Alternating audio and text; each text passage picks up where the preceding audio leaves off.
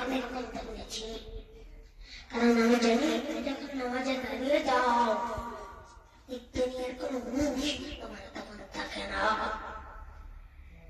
বিশ্বনাথ প্রত্যেকদিন জোহরে নামাজের পরে মা ফাতেমার ঘরে গেলেন।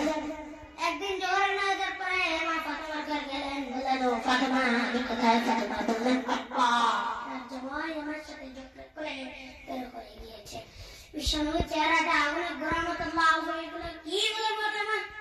যে তোমার উপর নাকশ থাকে, আমার নবীর মেয়ে হওয়ার কারণে জান্নাতে আমি তোমার জন্য কিছু করে দিতে পারবো না ফাতেমা। কোথায় গিয়েছে আলী? ফাতেমা বললেন, মসজিদে নববীর দিকে গিয়েছে। বিশ্বনবী আলীর খুঁজতে লাগলেন। দেখলেন সাইয়েদনা আলী মসজিদে নববীর বালির মধ্যে শুয়ে আছে। বিশ্বনবী আলী রাগ করলেন, বললেন, ইয়া আবা তুরা, ও বাড়ির বাবা আলী। রাগ আছে না? বিশ্বনবী খাতে সাইয়েদনা আলী হাত ধরে টান দিলেন। আলীকে ধরে ধরে ঘরে ঢুকলেন। বিশ্বনবী খাটের মধ্যে গিয়ে বিশ্বনবী তার মাঝখানে শুইলেন। ডান পাশে ফাতেমা শুয়ালেন, বাম পাশে আলী শুয়ালেন। এবার গল্প শোনাতে শুরু করলেন। সুবহানাল্লাহ। হঠাৎ বিশ্বনবী দেখলেন আকাশে সূর্যের আলো ধীরে হতে শুরু করছে, কমতে শুরু করেছে। কারণ সাইয়েদনা জিবরাইল বিশাল ফেরেশতাদের বহন নিয়ে পৃথিবীতে নেমে এসেছে। এসে বললেন, আপনি কি জানেন না একটু আগে মদিনাতে আপনার প্রিয় সাহাবা তার নাম মুআবিয়া ইবনে মুআবিয়া আল-মুযানি কিছুক্ষণ আগে মদিনাতে ইন্তেকাল করেছে। তোমার জিবরাইল বললেন, নবী আপনি কি আপনার প্রাণের সাহাবীকে জানাজা করবেন না? বিশ্বনবী বললেন, অবশ্যই করব। সাহাবাদের মধ্যে ঘোষণা দিলেন, ও সাহাবারা, তোমাদের ভাই মুআবিয়া ইবনে মুআবিয়া আল-মুযানি কিছুক্ষণ আগে মদিনাতে ইন্তেকাল করেছে।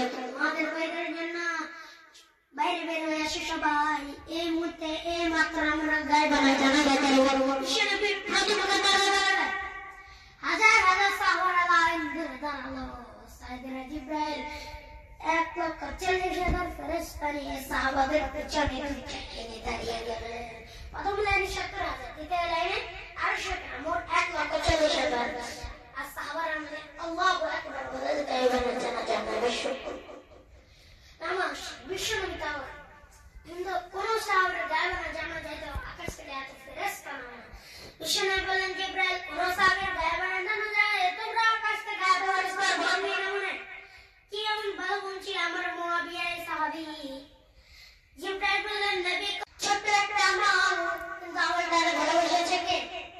আপনার প্রিয় সাহাবী হাঁটতে বসতে চলতে ফিরতে সব সময় পড়তো কুল হুয়াল্লাহু আহাদ আল্লাহুস সামাদ লাম ইয়ালিদ ওয়া লাম ইউলাদ ওয়া লাম ইয়াকুল লাহু কুফুয়ান আহাদ।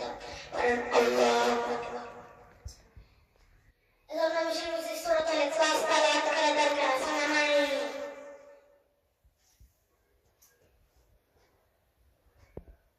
এই যে পিছনে একটা ধাক্কা ধাক্কি কেন? এটা কি এসে?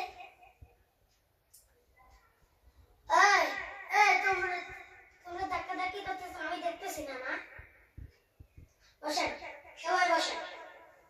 আজকে আমরা সবাই দায়িত্বশীল। কিশোরগঞ্জের মাঝে আমরা সবাই আজকে দায়িত্বশীল। আল্লাহুম্মা আমিন।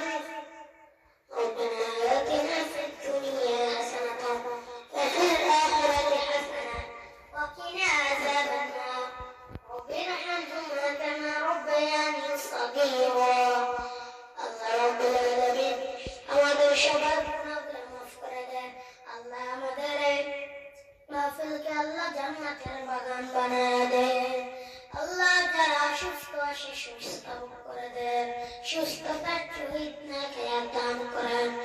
আল্লাহ যারা পরীক্ষা দিচ্ছে তাদেরকে আল্লাহ সুন্দরভাবে পরীক্ষা দেওয়ার করে দেন। আল্লাহ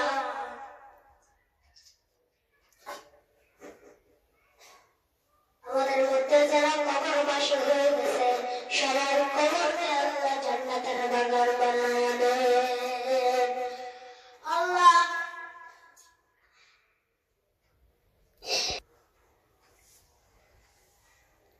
আল্লাহ